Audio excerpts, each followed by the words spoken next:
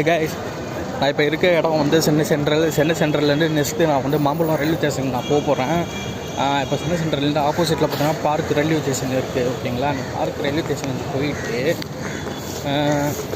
அங்கேருந்து local train இருக்குது. So அந்த லோக்கல் ட்ரெயினை பிடிச்சி நான் மாம்பழம் ரயில்வே ஸ்டேஷனுக்கு போகிறேன். ஆக்சுவலாக பார்த்தீங்கன்னா லாஸ்ட்டு ஒரு மாதமாகவே எக்மூரில் வந்து ரயில்வே ஒர்க்கு நடக்கிறனால எல்லா ட்ரெயினுமே லேட்டாகவே போகுது.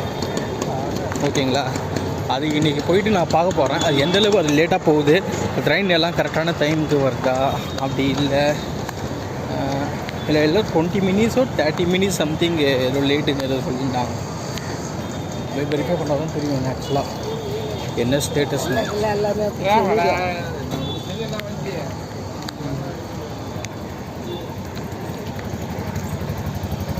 ஆப்போசிட்டில் தான், இங்கேருந்து ஜஸ்ட் அந்த மெயின் ரோடை மட்டும் கிராஸ் பண்ணிட்டு போய்ட்டு நான் பார்க் ரயில்வே ஸ்டேஷன் வரும்.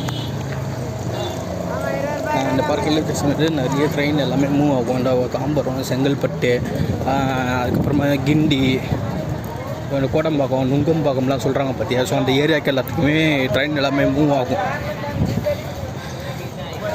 காலையில் பார்த்தீங்கன்னா டைம் 9-9:30 மணிக்கிட்ட இருக்கும். செம்ம பரபரப்பாக இருக்காங்க எல்லாம் வேலைக்கு. அவங்க கொட்டி சோத்து முட்டை எல்லாத்தையும் பையில் கட்டிக்கின்னு போகிறாங்க வேலைக்கு. ஆமாம், செம்மையாக இருக்குது பாருங்க, நல்லா டெவலப்மெண்ட் பண்ணிட்டாங்க. அவளுக்கு ஆப்போசிட்லேயே இங்கே பார்த்தா எம்எம்சி காலேஜ் இருக்குது, மெட்ராஸ் மெடிக்கல் காலேஜுன்னு வாங்க. ஆமாம்,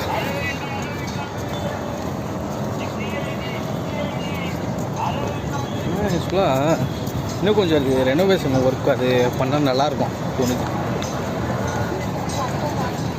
ஆமாம், ஏன்னா இப்போயே பார்க்கும்போது நல்லா தான் இருக்குது.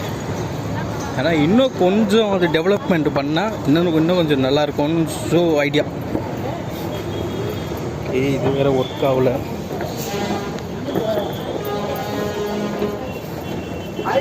வரமாட்டாங்க சார்.